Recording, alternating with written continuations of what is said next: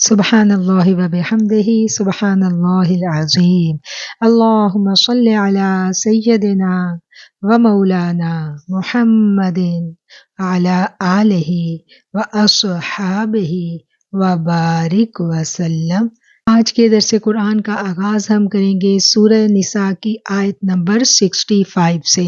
اس سے پچھلی آیت میں نبی کریم صلی اللہ علیہ وآلہ وسلم کے ساتھ امت کا شفیق تعلق بیان کیا گیا تھا کہ امت کو مخاطب کر کے، مسلمانوں کو مخاطب کر کے کہا گیا تھا کہ اے مسلمانوں، جب تم اپنی جانوں پر کوئی ظلم کر بیٹھو، مطلب کہ کوئی گناہ کا کام تم سے سرزد ہو جائے، تو اللہ تعالیٰ سے بھی معافی مانگو، رسول اللہ صلی اللہ علیہ وسلم کی خدمت میں جاؤ اور ان سے عرض کرو کہ وہ تمہارے لیے رب سے معافی مانگیں، اور پھر امید ہے کہ اللہ تعالیٰ مسلمانوں کو بخش دے گا۔ اور جو الفاظ استعمال ہوئے تھے وہ یہ تھے وَاسْتَغْفَرَ لَهُمُ الرَّسُولُ، پھر رسول ان کے لیے مغفرت طلب کریں گے، لَوَجَدُوا اللَّهَ، تو وہ ضرور پاتے اللہ تعالیٰ کو تواب الرحیم، توبہ کو قبول کرنے والا اور نہایت رحم کرنے والا۔ اس طرح آیت 64 میں آقا علیہ الصلوۃ والسلام کا اور امتی کا تعلق، انتہائی خوبصورت تعلق بیان کیا گیا۔ اور اب جو آج انشاءاللہ ہم آیت پڑھنے جا رہے ہیں، آیت 65، اس میں نبی کریم صلی اللہ علیہ وآلہ وسلم کو اپنا حق مقرر کرنا ہے، یہ ہدایت دی جا رہی ہے مسلمانوں کو۔ تو ہم آغاز کرتے ہیں اس دعا کے ساتھ کہ اللہ تعالی ہمارے قلوب کو، ہمارے سینوں کو قرآن کریم کے نور سے منور کر دے، اور ہمارے عقل و فہم کو اور ہمارے قلوب کو قرآن کی صحیح معنوں میں سمجھ عطا فرما دے، آمین ثم آمین۔ رب اشرح لی صدری ویسر لی امری واحلل عقدۃ من لسانی یفقہوا قولی، ربی زدنی علما، آمین ثم آمین۔ اعوذ باللہ من الشیطان الرجیم، بسم اللہ الرحمن الرحیم۔ فلا وربک لا یؤمنون حتی یحکموک فیما شجر بینہم ثم لا يجدوا في أنفسهم حرجا مما قضيت ويسلموا تسليما۔ اللہ کے نام سے جو بڑا مہربان اور نہایت رحم فرمانے والا ہے، قسم ہے آپ کے پروردگار کی، یہ اس وقت تک مومن نہیں ہو سکتے جب تک کہ تمام آپس کے اختلافات میں آپ صلی اللہ علیہ وآلہ وسلم کو اپنا حاکم نہ مان لیں۔ پھر جو فیصلے آپ ان میں کر دیں، ان فیصلوں میں اپنے دل میں کسی طرح کی تنگی محسوس نہ کریں اور نہ ہی ناخوش ہوں، اور فرما برداری کے ساتھ ان کو قبول کر لیں۔ صدق اللہ العظیم و صدق رسولہ النبی الکریم۔ اس آیت کے جب ہم ترجمے پر غور کرتے ہیں تو ہمیں سمجھ آتا ہے کہ واو قسم کے لیے استعمال ہوتا ہے، نفی ایمان پر دلالت کرنے کے لیے۔ لا نفی کو دوبارہ ذکر کیا ہے، ایک بار قسم سے پہلے اور دوسری مرتبہ قسم کے بعد، یعنی آپ کے رب جلیل کی قسم، وہ ہرگز ہرگز ایماندار نہیں ہو سکتے، وہ ہرگز ہرگز مومن نہیں ہو سکتے۔ اگر ایک لا نفی پر اکتفا کیا جاتا تو عبارت لغوی لحاظ سے تو درست ہوتی، لیکن یہ زور بیان مفقود ہو جاتا۔ امام ابن جریر کا قول ہے، اس آیت کا تعلق بھی اسی سابقہ واقعے سے ہے جو پچھلی آیت کی تفسیر میں ہم نے واقعہ پڑھا تھا، اس واقعے کا تعلق بھی اسی واقعے سے ہے۔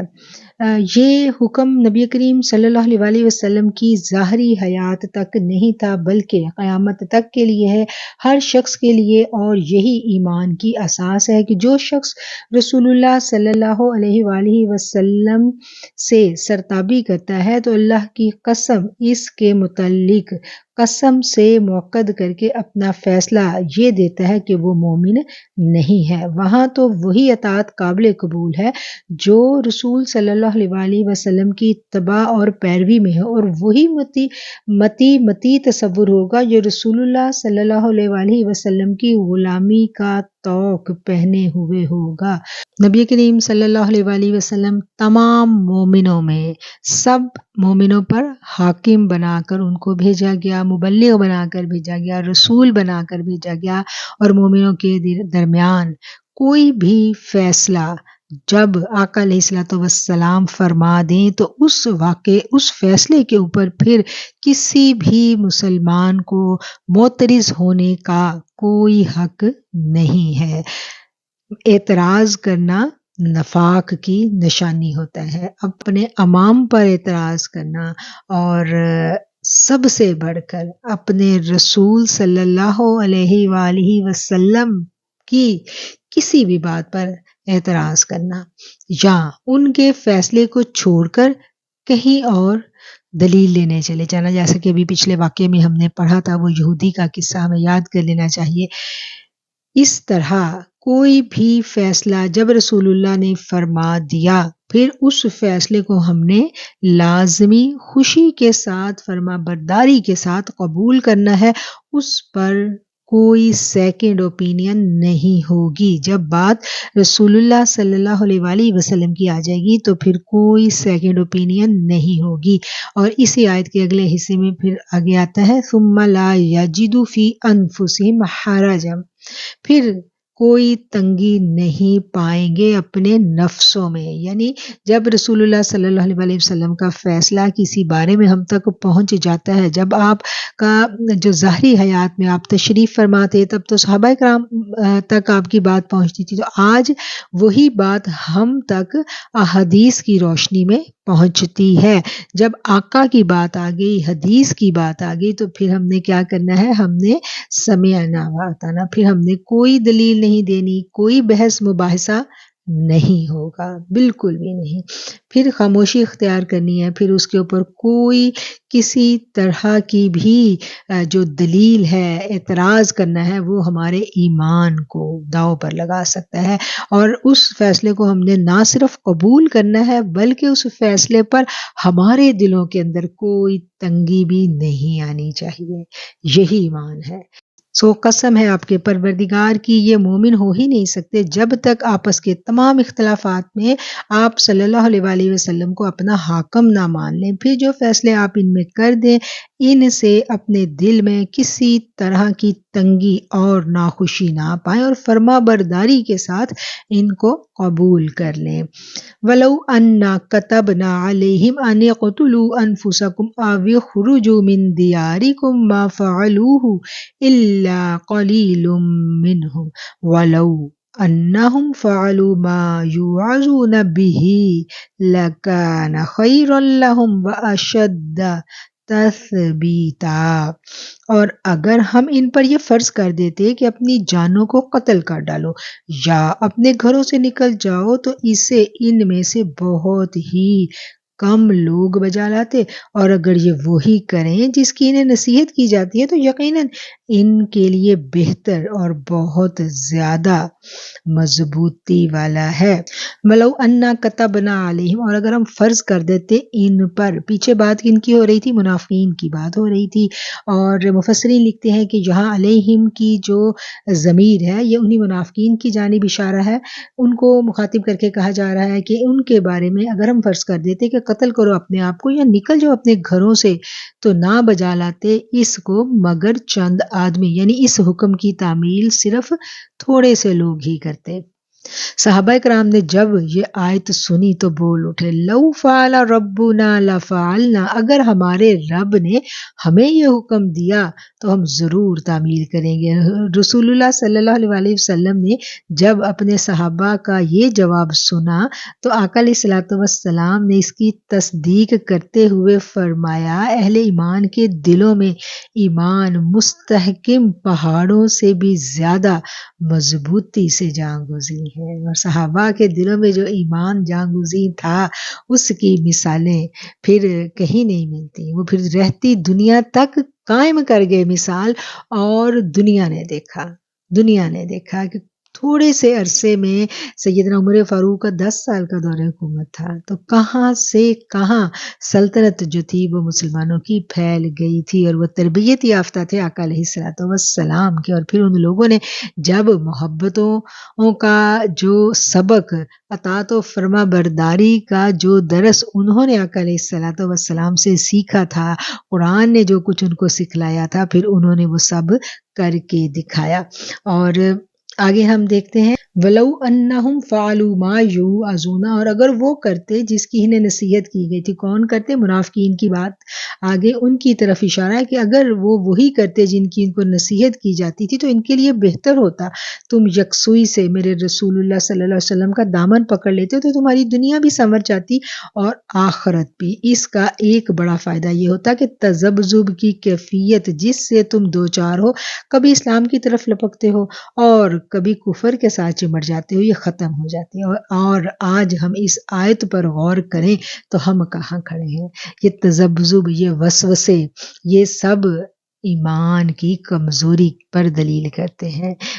جن کا ایمان مضبوط ہوتا ہے پھر وہ تذبذب میں نہیں پڑتے، پھر وہ ادھر ادھر کی نہیں ہانکتے، پھر وہ بس جہاں آقا کی بات آ گئی، جہاں قرآن کی بات آ گئی، پھر کوئی بحث مباحثہ وہاں ہوتا ہی نہیں ہے، پھر کوئی دلیلیں دے کے ایک دوسرے کے اوپر اپنی علمیت کو ظاہر نہیں کیا جاتا، پھر بس سمعنا واتانا والی کیفیت ہوتی ہے۔ اگر یہ وہی کریں جس کی انہیں نصیحت کی جاتی ہے تو یقیناً یہی ان کے لیے بہتر اور بہت زیادہ مضبوطی والا ہوتا۔ یہ بات یہاں اس حصے میں مخاطب جو ہے وہ منافقین ہے، اور منافقین کا کیا کام تھا کہ منافقین جو تھے جب رسول اللہ صلی اللہ علیہ وسلم کی محفل میں آتے تھے تو بڑے اپنے آپ کو ایمان والا ثابت کرتے تھے اور بڑی فرما برداری دکھاتے، تو جو ہی وہ محفلوں سے اٹھ کے جاتے تھے وہ پھر کیا کہتے تھے؟ پھر وہ مذاق اڑاتے تھے اللہ کے احکامات کا، تذبذب میں خود بھی پڑھتے تھے اور دوسروں کو بھی ڈالتے تھے، نکتے اٹھاتے تھے، وسوسے ڈالتے تھے۔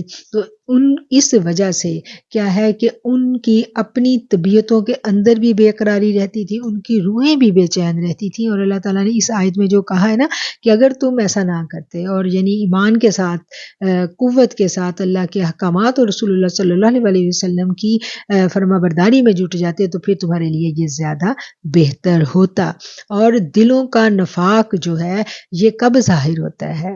جب امتحان کا وقت آتا ہے، جب امتحان کا وقت آتا ہے تو پھر نفاق ظاہر ہو جاتا ہے، جیسا کہ احد کے موقع پر ہوا تھا۔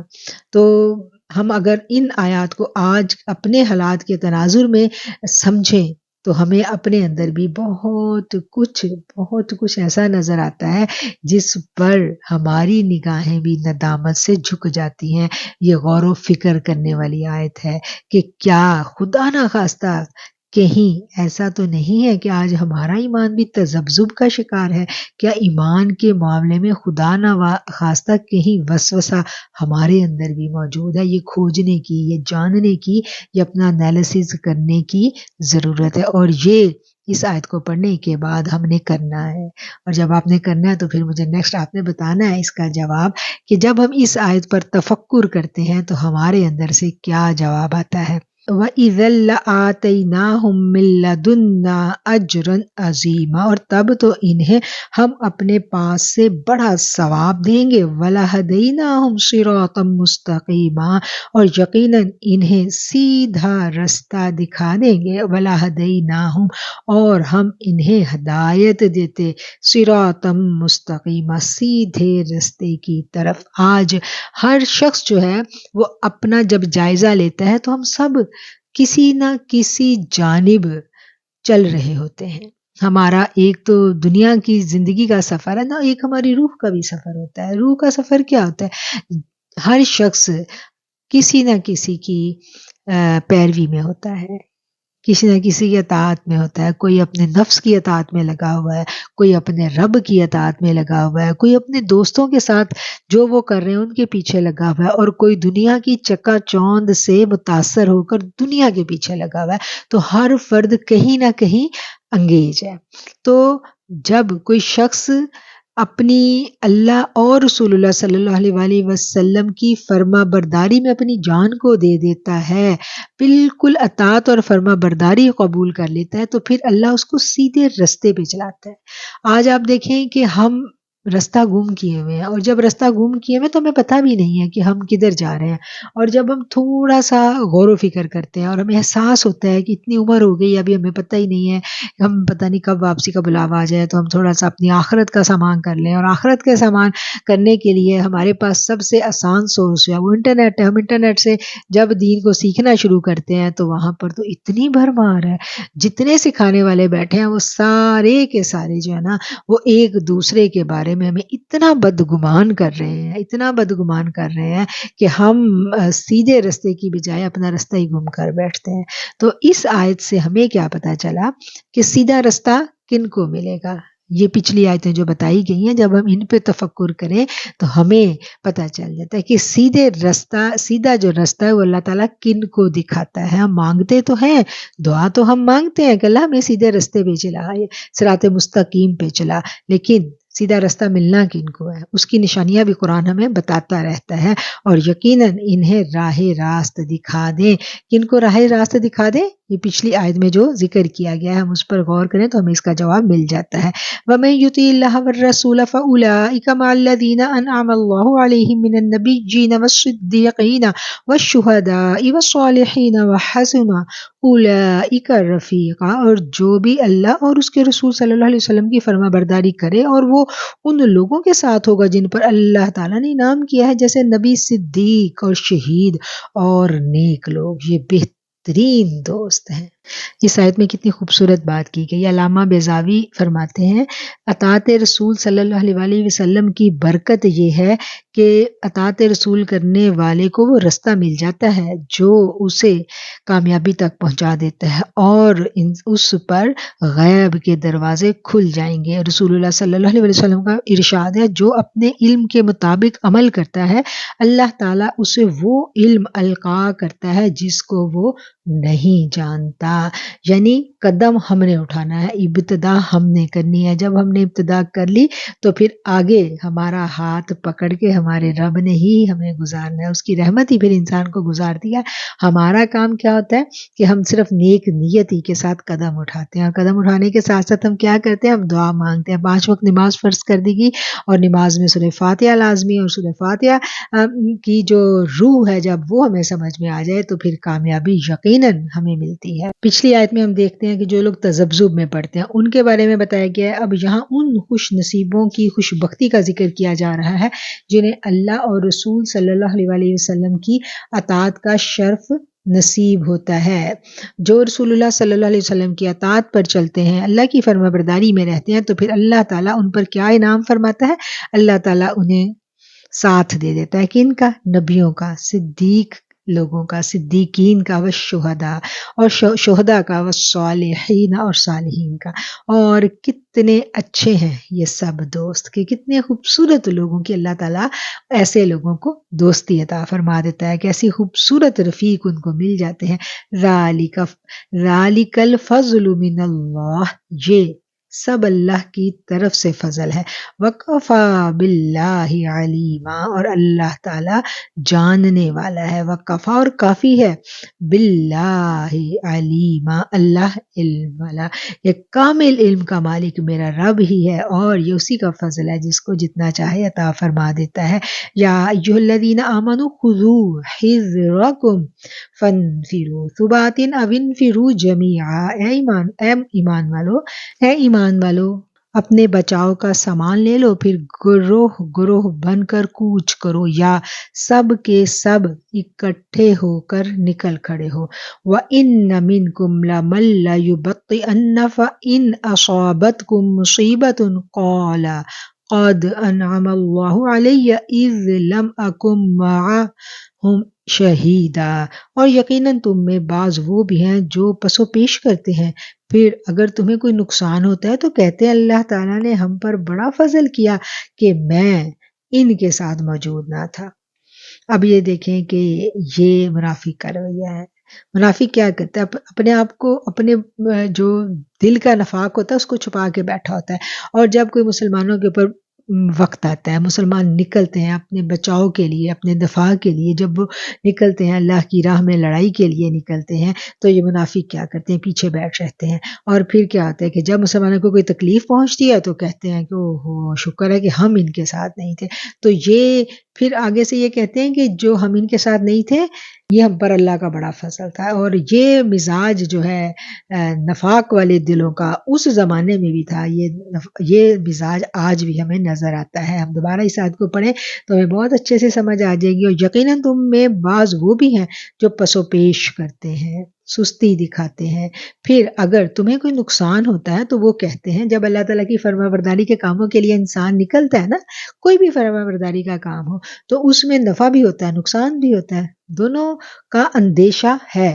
ضروری نہیں ہے کہ ہر دفعہ جب ہم کوئی بھلائی کا کام کرنے نکلیں تو اس میں ہر دفعہ ہی ہمیں نفع ہو، کبھی کبھی ہمیں نقصان بھی پہنچ جاتا ہے، کہیں کوئی جسمانی نقصان پہنچ سکتا ہے، کسی ایسے گروہ کے ساتھ ہمارا مقابلہ ہو سکتا ہے جس کی وجہ سے ہمیں عزیمت اٹھانی پڑے، ہمیں تکلیف اٹھانی پڑے۔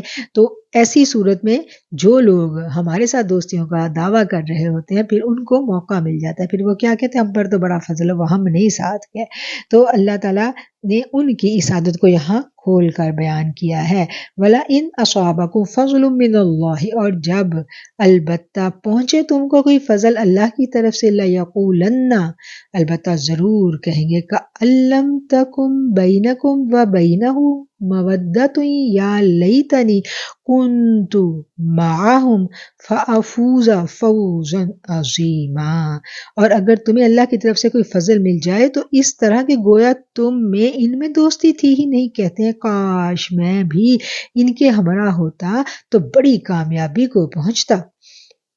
فَلْيُقَاتِلْ فِي سَبِيلِ اللَّهِ الَّذِينَ يَشْرُونَ الْحَيَاةَ الدُّنْيَا بِالْآخِرَةِ وَمَن يُقَاتِلْ فِي سَبِيلِ اللَّهِ فَيُقْتَلْ أَوْ يَغْلِبْ فَسَوْفَ نُؤْتِيهِ أَجْرًا عَظِيمًا، پس جو لوگ دنیا کی زندگی کو آخرت کے بدلے میں بیچ چکے ہیں انہیں اللہ کی راہ میں لڑنا چاہیے، اور جو شخص اللہ تعالیٰ کی راہ میں لڑتے ہوئے شہادت پالے یا غالب آ جائے یقیناً ہم اسے بہت بڑا ثواب عنایت فرمائیں گے۔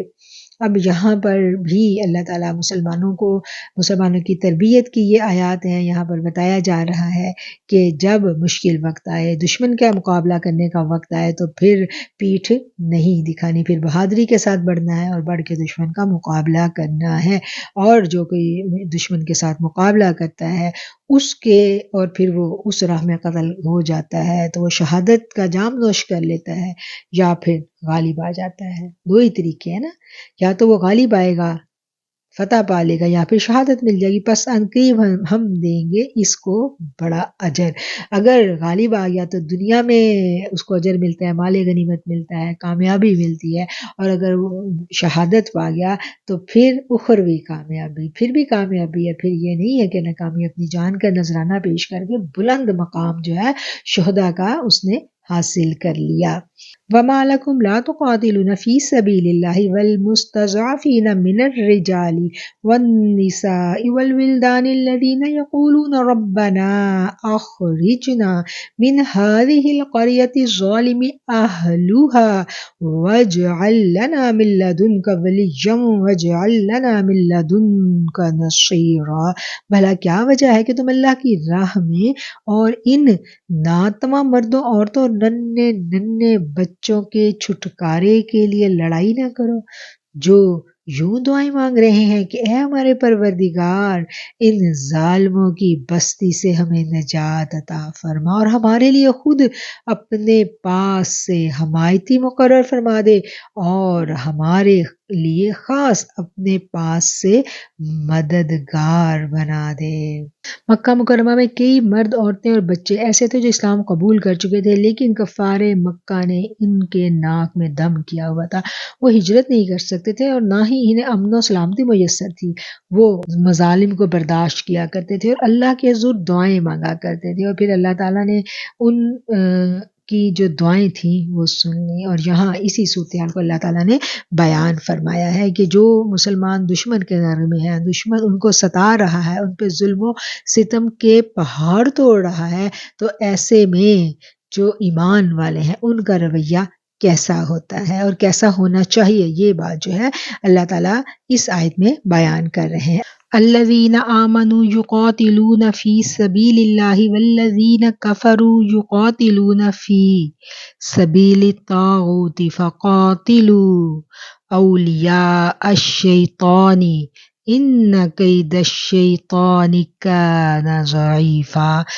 جو لوگ ایمان لائے وہ لڑائی کرتے ہیں اللہ کے راستے میں، اور وہ لوگ جنہوں نے کفر کیا وہ اللہ کے سوا اوروں کی راہ میں لڑتے ہیں، پس تم شیطان کے دوستوں کے ساتھ لڑائی کرو، یقین مانو شیطانی ہیلا بالکل کمزور ہے، کان ضعیفا بالکل ناتواں ہے، کمزور ہے۔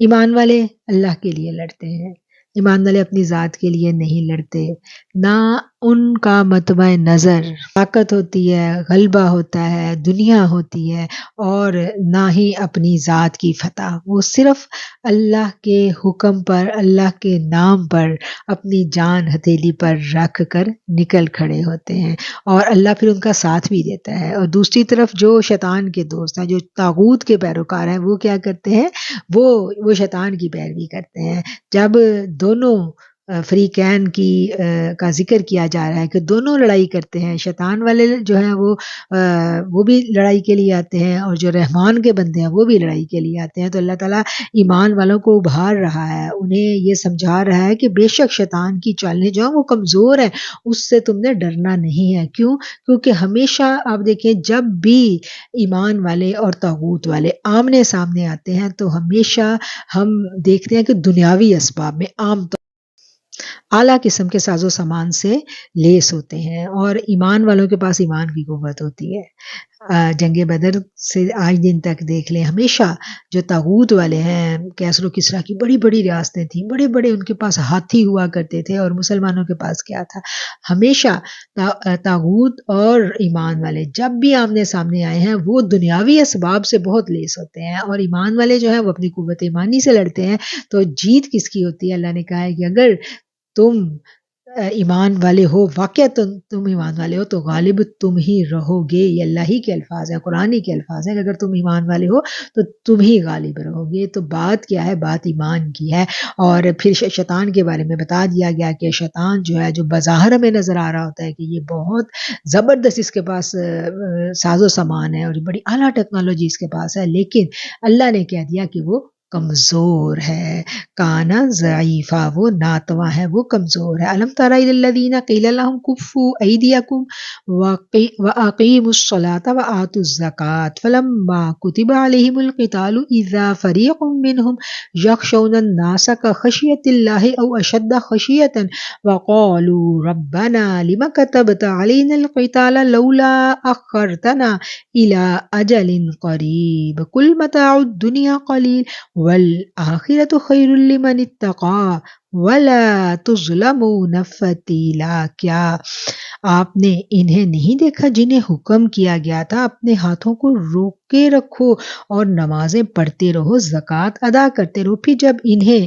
اللہ کی راہ میں لڑنے کا حکم دیا گیا تو اس وقت ان کی ایک جماعت لوگوں سے اس قدر ڈرنے لگی جیسے اللہ کا ڈر ہو، بلکہ اس سے بھی زیادہ، اور کہنے لگے اے رب ہمارے، تو نے ہم پر یہ لڑائی کو کیوں فرض کر دیا؟ کیوں ہمیں تھوڑی سی زندگی اور نہ جینے دی؟ آپ کہہ دیجئے کہ یہ دنیا کی فائدہ مندیاں تو بہت ہی کم ہیں، اور پرہیزگاروں کے لیے تو آخرت ہی بہتر ہے، اور تم پر ایک دھاگے کے برابر بھی ستم روا نہیں رکھا جائے گا۔ علامہ قرطبی اس آیت کی تفسیر میں لکھتے ہیں کہ یہ آیت منافقین کے حق میں نازل ہوئی تھی۔ جب تک نماز روزے کا حکم تھا اس وقت تک یہ پکے مومن بنے رہے، لیکن جب اسلام کی سربلندی کے لیے قربانی کا وقت آیا تو ان کے اوثان فتح ہونے لگے، اور وہ کہنے لگے لیما کتبت علینا القتال، ہم پر کیوں قتال کو فرض کر دیا گیا؟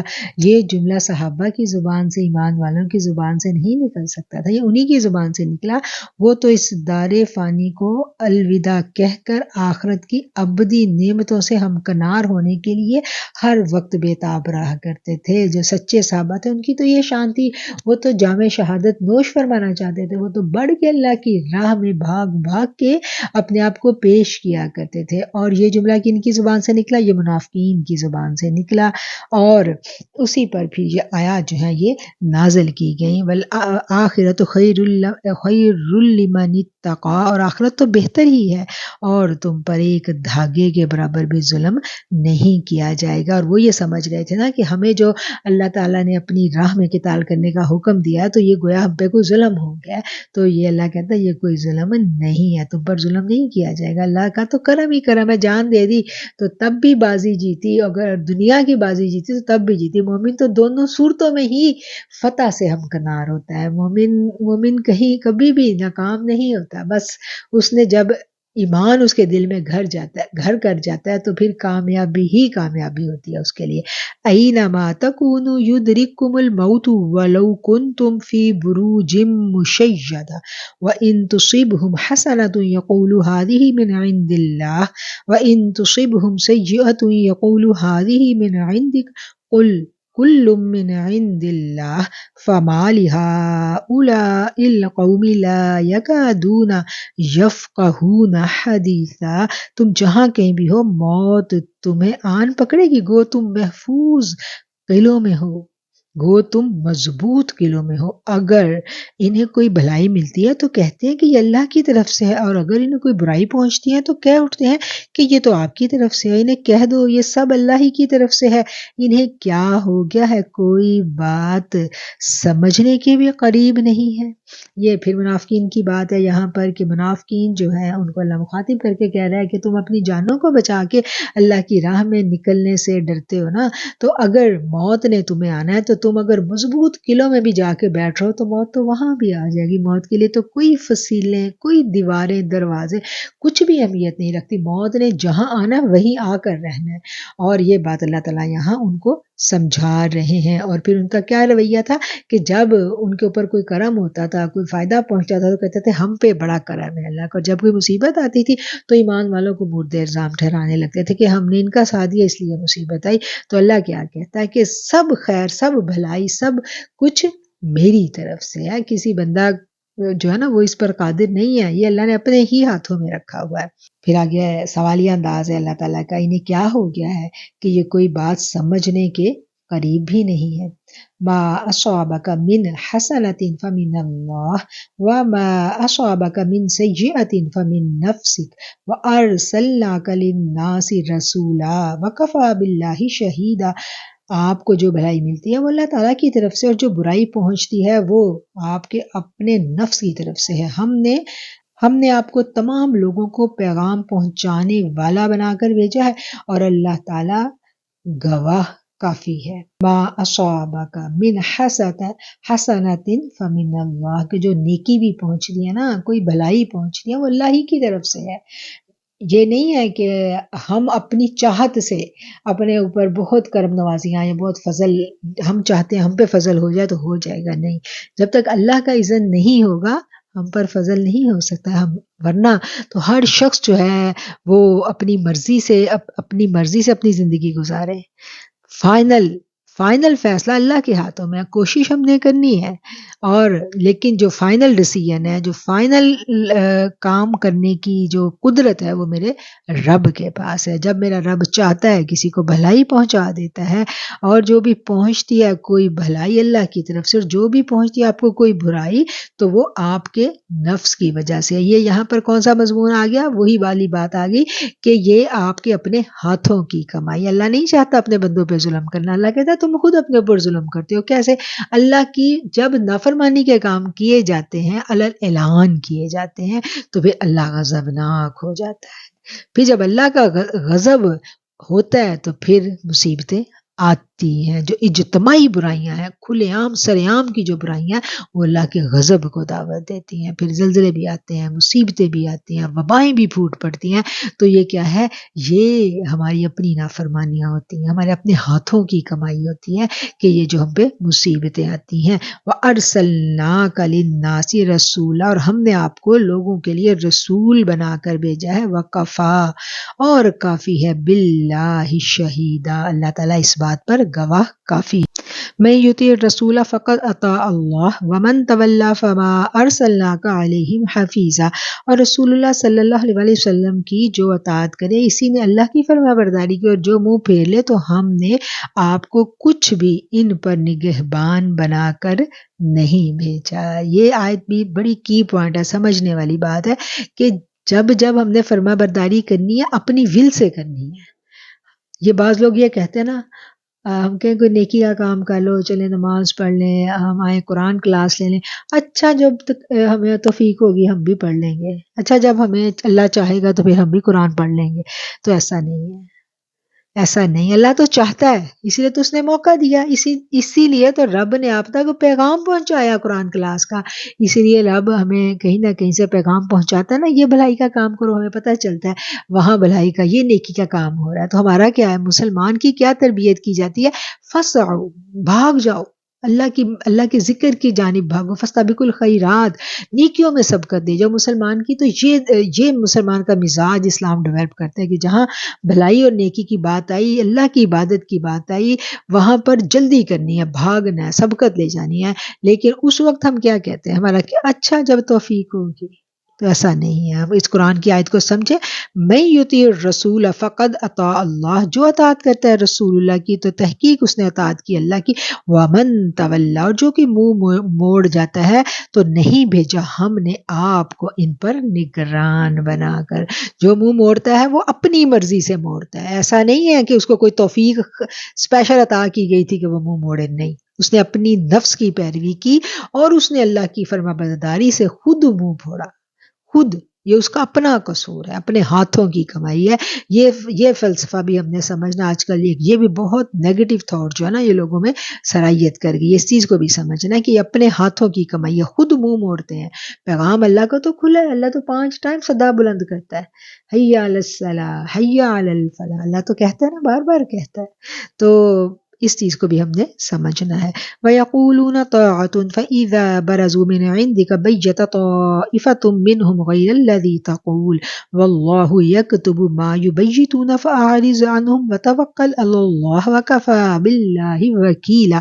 یہ کہتے تو ہیں کہ اطاعت ہے، پھر جب آپ کے پاس سے اٹھ کر باہر نکلتے ہیں تو ان میں ایک جماعت جو بات آپ نے یا اس نے کہی ہے اس کے خلاف راتوں کو مشورے کرتی ہے.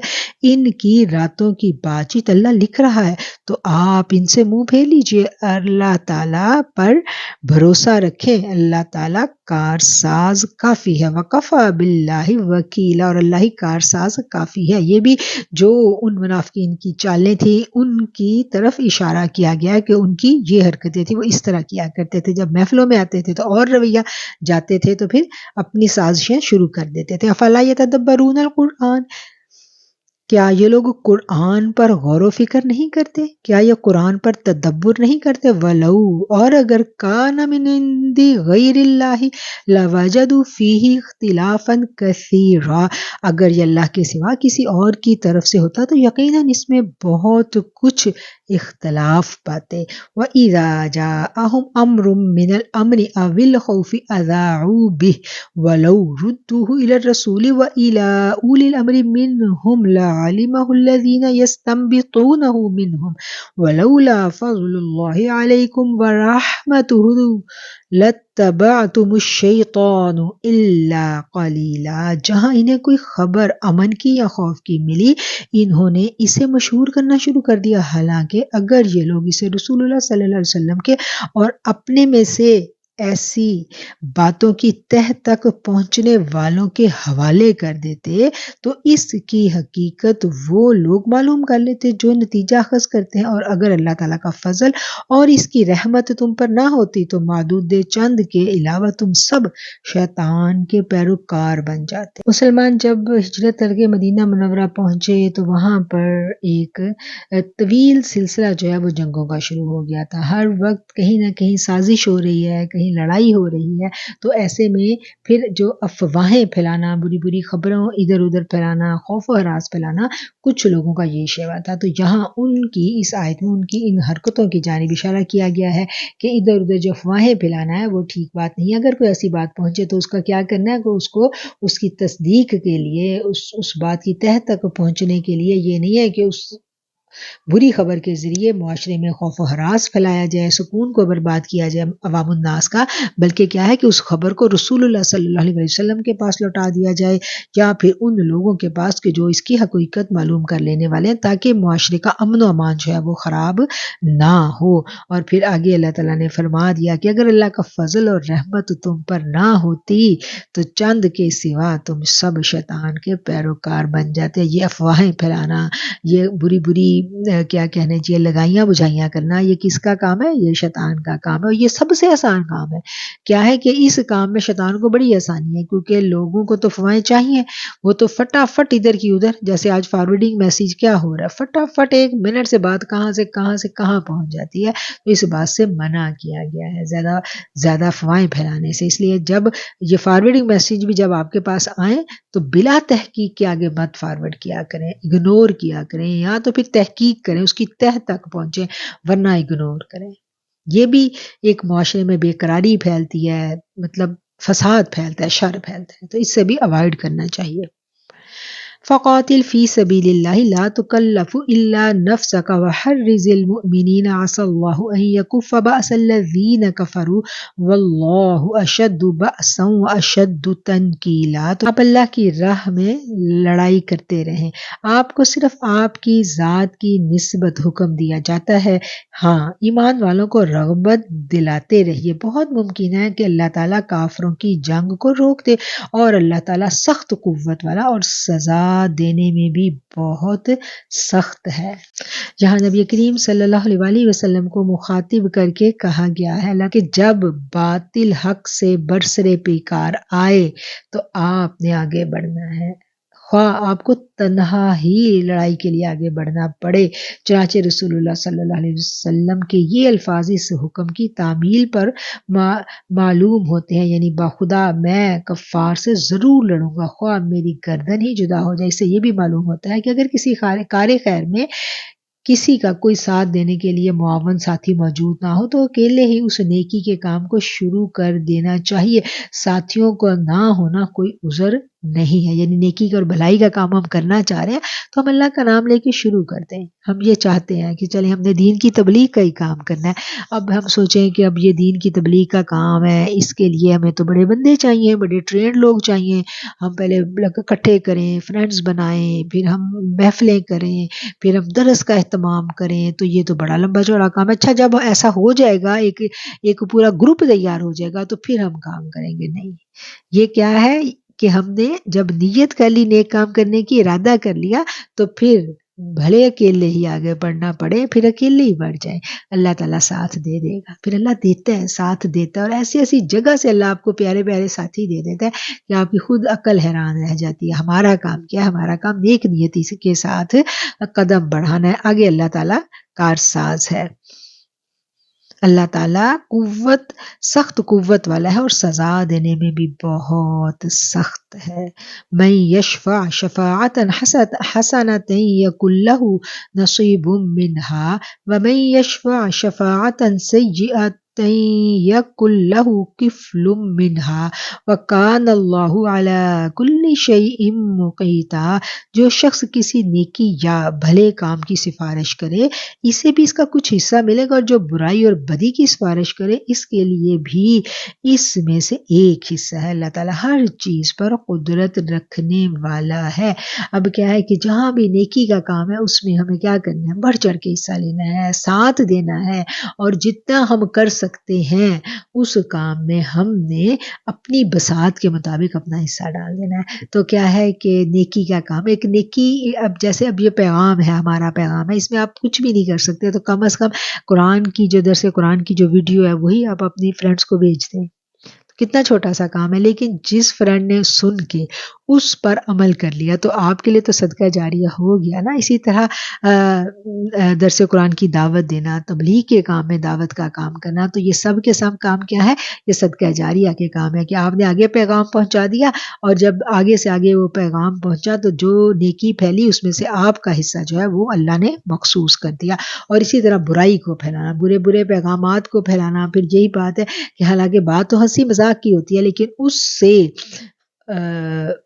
فحش بات، بے حیائی کی بات پھیلتی ہے، ایسے فارورڈنگ میسیجز اس کو آگے پھیلانا، یہ بھی کیا ہے کہ جو ہم نے دیکھا غلط تھا، جو ہم نے آگے پھیلایا اس نے دیکھا غلط تھا، ہمارا گناہ ہم نے اپنا بھی لیا، اور جو اس نے گناہ لیا ہم نے اس میں بھی حصہ لے لیا۔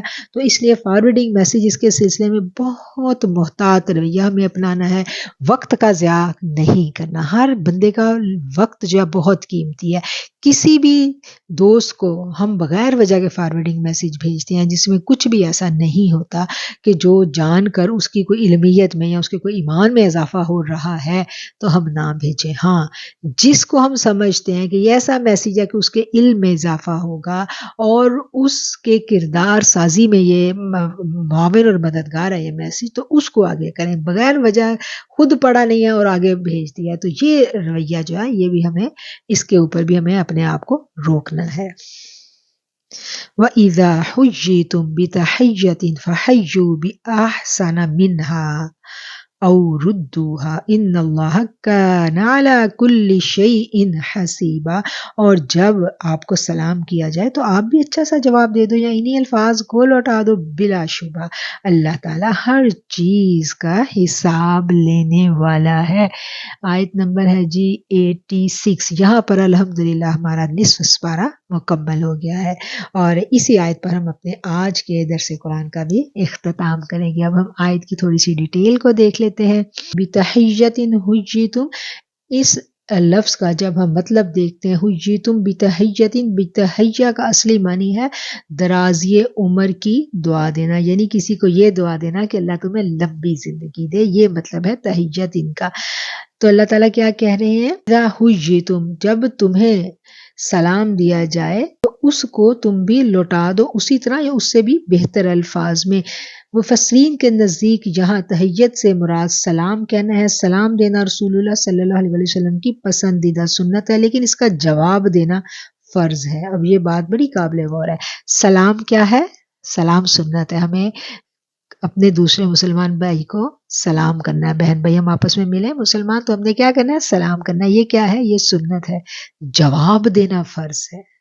اگر کسی نے سلام کر دیا، سنت ادا کر دی، سنت کا کیا ہوتا ہے؟ کر دیں گے تو ثواب ہی ثواب ہے، نہیں کیا تو گناہ نہیں ہے، لیکن فرض کیا ہے؟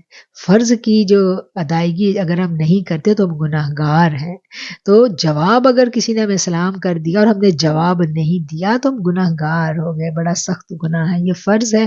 سلام کا جواب دینے کے قرآن کریم میں دو طریقے سکھائے ہیں، یا تو وہی الفاظ دہرا کر واپس، جس طرح کے سلام کہا اس کو جواب میں وعلیکم السلام کہہ دیا، یا ایسے الفاظ کا اضافہ کرو جو محبت و تکریم پر دلالت کرتے ہوں۔ چنانچہ حدیث پاک میں ہے اگر کوئی السلام علیکم کہے تو جواب میں وعلیکم السلام ورحمۃ اللہ کہو، اور اگر السلام علیکم ورحمۃ اللہ تمہیں کہا جائے تو جواب میں تم کو وعلیکم السلام ورحمۃ اللہ وبرکاتہ، یعنی جب لوٹانا ہے تو اضافے کے ساتھ لوٹانا ہے، پورا بھی لوٹا دو تب بھی ٹھیک ہے لیکن اضافے کے ساتھ لوٹاؤ تو زیادہ اچھا ہے۔ باہمی محبت و پیار کے جذبات کو تر و تازہ رکھنے کے لیے یہ بڑا ہی مؤثر طریقہ ہے۔ نبی کریم صلی اللہ علیہ وسلم نے فرمایا جب تک ایمان نہیں لاؤ گے جنت میں داخل نہیں ہو سکو گے، اور جب تک آپس میں محبت نہیں کرو گے تو ایمان نصیب نہیں ہوگا۔ کیا میں تمہیں ایسی چیز نہ بتلاؤں جس پر جب تم عمل کر لو تو آپس میں محبت اور پیار پیدا ہو جائے گا۔ پھر آقا نے خود ہی فرمایا ایک دوسرے کو السلام علیکم کہا کرو۔ دنیا میں جتنے آداب ملاقات رائج ہیں سب کو دیکھو، ملاقات کا وہ طریقہ جو قرآن نے سکھایا ہے اس کا جواب ہمیں کہیں نظر نہیں آتا۔ ابن عباس فرماتے ہیں اگر غیر مسلم سلام کرے تو اس کے جواب میں وہی الفاظ دہرا دو۔ تو یہاں پر اس آیت نمبر 86 میں ہم نے پڑھ لیا کہ جو کوئی سلام کرے مسلمان کو تو اس نے سنت ادا کی، اور جس نے جواب دیا یہ اس کے اوپر جواب دینا فرض تھا، اور جب کوئی سلام کرے گا تو اس کو اسی طرح جواب دینا، یا اس کو اچھی بات یہ ہے کہ اس کو اضافے کے ساتھ اور دعا کے ساتھ اس کو جواب دیا جائے، اور جب تمہیں سلام کیا جائے تو تم اچھے طریقے سے جواب دو یا انہی الفاظ کو لوٹا دو۔ بلا شبہ اللہ تعالیٰ ہر چیز کا حساب لینے والا ہے۔ صدق اللہ العظیم۔ اب ہم جہاں سے ہم نے اپنا آج کا درس قرآن شروع کیا تھا ان تمام آیات کو ایک مرتبہ بامحاورہ ترجمہ پڑھ لیتے ہیں۔ آیت نمبر 65 سے ہم نے اپنا آج کے درس قرآن کا آغاز کیا تھا۔ قسم ہے آپ کے پروردگار کی یہ مومن نہیں ہو سکتے جب تک کہ آپس کے تمام اختلافات میں آپ صلی اللہ علیہ وسلم کو اپنا حاکم نہ مان لیں، پھر جو فیصلے آپ ان میں کر دیں ان میں یہ اپنے دلوں میں کسی طرح کی تنگی اور ناخوشی نہ پائیں اور فرما برداری کے ساتھ اس کو قبول کر لیں۔ اور اگر ہم ان پر یہ فرض کر دیتے کہ یہ اپنی جانوں کو قتل کر ڈالو یا اپنے گھروں سے نکل جاؤ تو اسے ان میں سے بہت ہی کم بجا لاتے، اور اگر یہ وہی کریں جس کی انہیں نصیحت کی جاتی ہے تو یقیناً یہ ان کے لیے بہتر اور بہت زیادہ مضبوطی والا ہے، اور تب تو انہیں ہم اپنے پاس سے بڑا ثواب دیں گے اور یقیناً انہیں راہ راست دکھا دیں گے۔ اور جو بھی اللہ تعالیٰ کی اور رسول اللہ صلی اللہ علیہ وسلم کی فرما برداری کرے اور وہ ان لوگوں کے ساتھ ہوگا جن پر اللہ تعالیٰ نے انعام کیا ہے، جیسے نبی، صدیق، شہید اور نیک لوگ، یہ بہترین دوست ہیں۔ یہ فضل اللہ تعالیٰ کی طرف سے ہے اور کافی ہے، اللہ تعالیٰ جاننے والا ہے۔ مسلمانوں اپنے بچاؤ کا سامان لے لو، پھر گروہ گروہ بن کر کوچ کرو یا سب کے سب اکٹھے ہو کر نکل کھڑے ہو، اور یقیناً تم میں بعض وہ ہیں جو پسو پیش کرتے ہیں، پھر اگر تمہیں کوئی نقصان ہوتا ہے تو وہ کہتے ہیں کہ اللہ تعالیٰ نے مجھ پر بڑا فضل کیا کہ میں ان کے ساتھ موجود ہی نہ تھا۔ اور اگر آپ لوگوں کو اللہ کا کوئی فضل مل جائے تو اس طرح کہ گویا تم میں دوستی تھی ہی نہیں، کہتے ہیں کاش میں بھی ان کے ہمراہ ہوتا تو بڑی کامیابی کو پہنچتا۔ بس وہ لوگ دنیا کی زندگی کو آخرت کے بدلے بیچ چکے ہیں، انہیں اللہ تعالیٰ کی راہ میں لڑنا چاہیے تھا، اور جو شخص اللہ کی راہ میں لڑتے ہوئے شہادت پالے یا غالب آ جائے یقیناً اسے ہم بہت بڑا ثواب عنایت فرمائیں گے۔ بھلا کیا وجہ ہے کہ تم اللہ کی راہ میں اور ان ناتواں مردوں عورتوں اور ننھے ننھے بچوں کے چھٹکارے کے لیے لڑائی نہ کرو جو یوں دعائیں مانگ رہے ہیں کہ اے ہمارے پروردگار ان ظالموں کی بستی سے ہمیں نجات عطا فرما اور ہمارے لیے خود اپنے پاس سے حمایتی مقرر کر دے اور ہمارے لیے خاص اپنے پاس سے مددگار بنا۔ جو لوگ ایمان لائے وہ تو اللہ تعالیٰ کی راہ میں لڑتے ہیں، اور جن لوگوں نے کفر کیا وہ اللہ تعالیٰ کی سوا اوروں کی راہ میں لڑتے ہیں، بس تم شیطان کے دوستوں سے جنگ کرو۔ یقین مانو شیطان کا ہیلا سخت کمزور ہے۔ کیا تم نے انہیں نہیں دیکھا جب انہیں حکم دیا گیا کہ اپنے ہاتھوں کو روکے رکھو، نمازیں پڑھتے رہو، زکوٰۃ ادا کرتے، اور جب انہیں اللہ کی راہ میں لڑائی کا کہا گیا تو اس وقت ان کی ایک جماعت لوگوں سے اس قدر ڈرنے لگی جیسے اللہ کا ڈر ہو، بلکہ اس سے بھی زیادہ، اور کہنے لگی ہمارے رب تو نے ہم پر لڑائی کو کیوں فرض کر دیا، کیوں ہمیں تھوڑی سی زندگی اور نہ جینے دی۔ آپ کہہ دیجئے دنیا کی سود مندی تو بہت ہی کم ہے اور پرہیزگاروں کے لیے آخرت بہت بہتر ہے، اور تم پر ایک دھاگے کے برابر بھی ظلم نہیں رکھا جائے گا۔ تم جہاں کہیں بھی ہو موت تمہیں آن پکڑے گی، گو تم مضبوط قلعوں میں ہو، اور اگر انہیں کوئی بھلائی ملتی ہے تو کہتے ہیں کہ اللہ کی طرف سے، اور اگر کوئی برائی پہنچتی ہے تو کہہ اٹھتے ہیں کہ یہ آپ کی طرف سے آئی ہے۔ انہیں کہہ دیجئے یہ سب اللہ کی طرف سے ہے، انہیں کیا ہو گیا ہے، کوئی بات سمجھنے کے قریب ہی نہیں ہے۔ آپ کو جو بھلائی ملتی ہے اللہ کی طرف سے، اور جو برائی پہنچتی ہے وہ آپ کے اپنے نفس کی طرف سے ہے۔ ہم نے آپ کو تمام لوگوں کو پیغام پہنچانے والا بنا کر بھیجا، اور اللہ تعالیٰ گواہ کافی ہے۔ اس رسول اللہ صلی اللہ علیہ وسلم کی جو اطاعت کرے، اس نے اللہ کی فرما برداری کی، اور جو منہ پھیر لے تو ہم نے آپ کو کچھ ان پر نگہبان نہیں بنا۔ یہ کہتے ہیں تو ہیں کہ اطاعت ہے، پھر جب ان کے پاس سے اٹھ کر باہر نکلتے ہیں تو ان میں ایک جماعت جو آپ نے یا اس نے کہی تھی باتیں ان کے خلاف راتوں کو مشورے کرتی ہے۔ ان کی راتوں کی بات چیت اللہ لکھ رہا ہے، تو آپ ان سے منہ پھیر لیجیے، اللہ تعالیٰ پر بھروسہ رکھیں، اللہ تعالیٰ کافی کارساز ہے۔ کیا یہ لوگ قرآن میں غور نہیں کرتے؟ اگر یہ اللہ کے سوا کسی اور کی طرف سے ہوتا تو یقیناً اس میں بہت سارے اختلافات ہوتے۔ جہاں انہیں کوئی خبر امن کی یا خوف کی ملی، انہوں نے اسے مشہور کرنا شروع کر دیا، حالانکہ یہ لوگ اسے رسول اللہ صلی اللہ علیہ وسلم کے اور اپنے میں سے ایسی باتوں کی تہ تک پہنچنے والوں کے حوالے کر دیتے تو اس کی حقیقت وہ معلوم کر لیتے جو نتیجہ اخذ کرتے ہیں۔ اور اگر اللہ تعالیٰ کا فضل اور اس کی رحمت تم پر نہ ہوتی تو معدود چند کے علاوہ تم سب شیطان کے پیروکار بن جاتے۔ تو اللہ کی راہ میں لڑتے رہیے، آپ صرف اپنی ذات کی نسبت آپ کو حکم دیا جاتا ہے، ہاں ایمان والوں کو رغبت دلاتے رہیے۔ بہت ممکن ہے کہ اللہ تعالیٰ کافروں کی جنگ کو روک دے، اور اللہ تعالیٰ سخت قوت والا اور سزا دینے میں بھی سخت ہے۔ جو شخص کسی نیکی یا بھلے کام کی سفارش کرے اسے بھی اس کا کچھ حصہ ملے گا، اور جو برائی اور بدی کی سفارش کرے اس کے لیے بھی اس میں ایک حصہ ہے۔ اللہ تعالیٰ ہر چیز پر قدرت رکھنے والا، اور جب تمہیں سلام کیا جائے تو تم اس سے اچھا جواب دیا کرو یا انہی الفاظ کو لوٹا دو، بلا شبہ اللہ تعالیٰ ہر چیز کا حساب لینے والا ہے۔ صدق اللہ العظیم و صدق رسولہ النبی الکریم۔ الحمدللہ 5واں پارہ ہمارا نصف ہو گیا۔ جو قرآن پاک ہم نے پڑھا ہے، ہم اللہ تعالیٰ سے دعا کرتے ہیں اس کے الفاظ کی ادائیگی میں، سمجھنے سمجھانے میں کہیں کوئی کمی کوتاہی رہ گئی تو میرے مالک معاف فرما دینا، درگزر کر دینا۔ آخر الدعوانا ان الحمدللہ رب العالمین۔